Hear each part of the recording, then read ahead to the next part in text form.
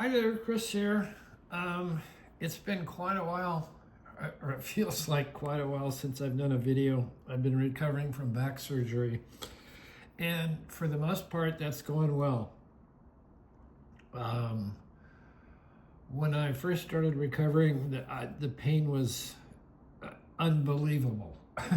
I had these back problems for 20 years, and I've never felt so much pain. But thank goodness that that has dropped way down. I don't have surgical pain anymore. I feel like I have muscle strain pain from just being tense,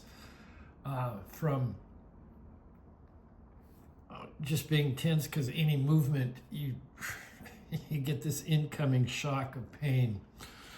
So enough of that bull.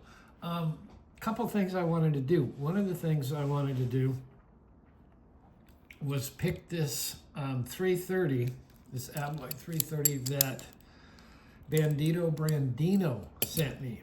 Now this is kind of an interesting one because I watched his video picking some of his Abloy locks, and thank you so much for sending me this one and sending me an interesting one as well. But generally on these, you will have, let's see if I can do all this without rambling too much. Generally you'll have, this is where you tension on this end. Come on, let's focus. Generally, you will tension on this end, and this last disc, and that's a 0, and this last disc will be a 0. Well, this one is not, it's a 5. So, and he mentioned that with this pick, he could not pick, and this is the one he started, actually he made himself one, and then he also got this and showed how to modify this to work in the Abloy locks. And he said because of this little protrusion here, if I can get that into focus, you can't get the 5. So, okay, that made sense to me. And I've had these before, and I finally bit the bullet and bought, once again, another one. And they are quite expensive. You can get them at Sparrows. They're the Jocko pick. And of course you see it has doesn't have that protrusion, so you can get up there and you can get that 5. So let's try this. That's number one. Number two, in my pinned comment of this video, I'm going to put a shared link, a link to share to Lockpicking Paul's appreciation giveaway. Now, what I would like you to do is to click on that link and go watch his videos. He's giving away a gorgeous, gorgeous, gorgeous pick. And what he's also trying to do with this is to get his YouTube hours up, which is a tough thing to do. I've never been able to do it. You get, 300, you need 4,000 hours in a certain time period. And, I would get 3,700 hours and I was just never able to do it. And the way YouTube sets it up, it's tough, but I'd really like him to be able to cross that bar. Once you cross the bar, you're good. And he's not trying to make a lot of money or do subscriptions or anything. He's goal-oriented, and I'd love to see him get over that. Plus, you can enter his giveaway and win one of his absolutely gorgeous picks. So, what else real quick? As I've been recovering, I have been playing with locks a little bit. It's been tough because in the beginning I was on heavy meds and your brain is mush.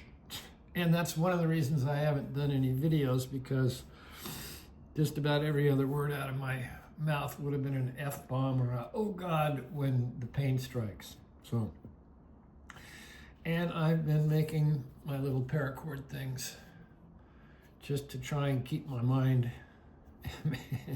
body occupied. So I make these, and I make little padlocks, and then I made like kind of like the tiniest padlock you can make, which was very fun.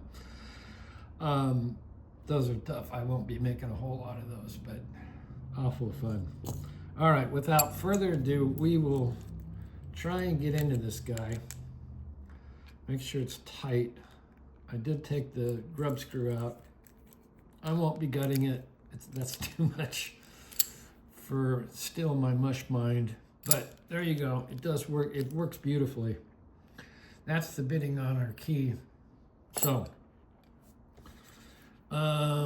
I picked this both ways. I've turned it everything clockwise and not clockwise. Sometimes I get it, sometimes I don't. Hopefully I can get it. And this is going to be a long video, but we'll see. And hopefully I can stay in frame, get everything in there. And I wonder if I can get through the legs of the tripod. All right, I think I'm through. Where the hell am I? Oh, here we are. All right, so the first disc is not a 0. The first disc is a tension, but the first one that you can pick is not a 0. I believe it's a 1. Not much feedback, but I think we got it. I think. We'll see. Going to the next one. And you can test it by seeing how hard it sticks in the disc.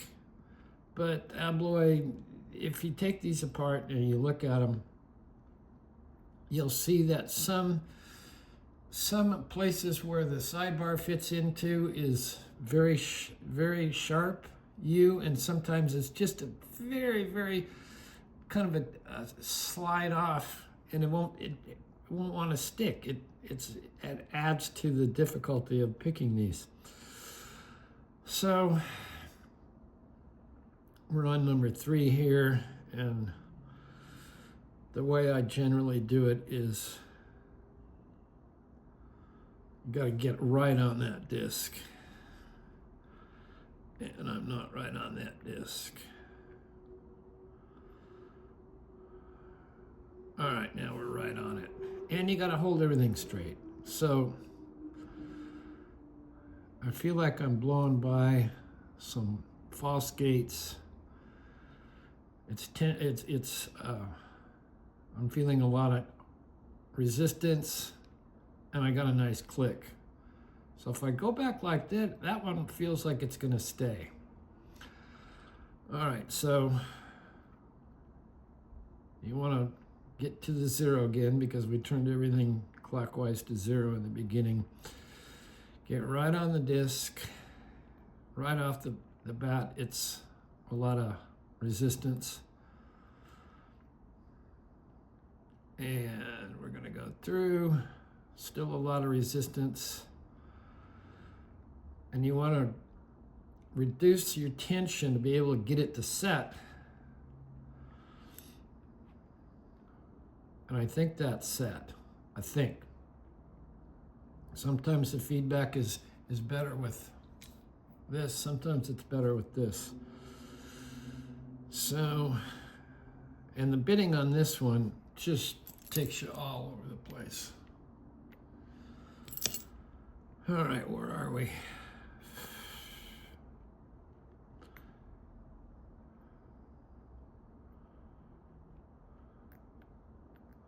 All right, that feels like it's set. We're gonna leave it there for now.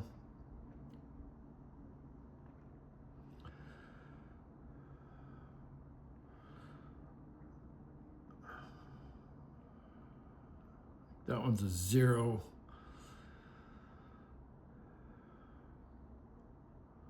Come to the next one.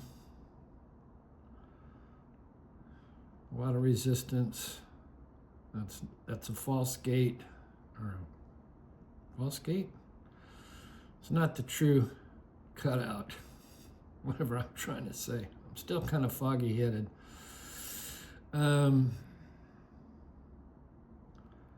Still not. I don't think it's there yet. I felt the click. You don't get a whole lot of play on the 5s and 0s. It's just how it is.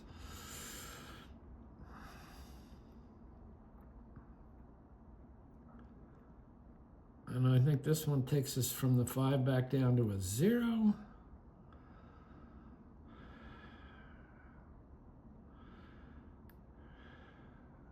And that feels like it's a 3. And the last one,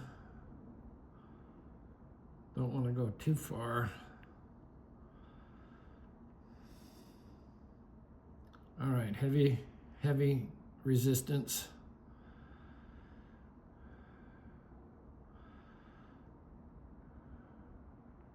And you want to be careful because you don't want to break your tip. Not after you just spent a lot of money. All right, there we go. I'm back on it.